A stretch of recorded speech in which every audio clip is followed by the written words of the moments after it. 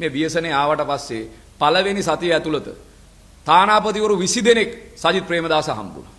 ඊට අමතරව සජිත් ප්‍රේමදාස ඇතුළු සජබේ එකතු වෙලා මේ වෙනකොට ස්පිරිතාල 5කට වඩා වැඩි ප්‍රමාණයකට අපි ඒ අවශ්‍ය කරන සෞඛ්‍ය උපකරණ ලබා දීලා තියෙනවා. ඊට අමතරව පොත් දීපුවා, වතුර දීපුවා.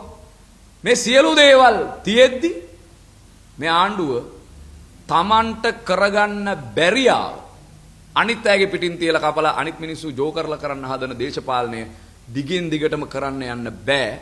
ඒක නිසා දැන් කොළඹත් පරාදයි. හරිද?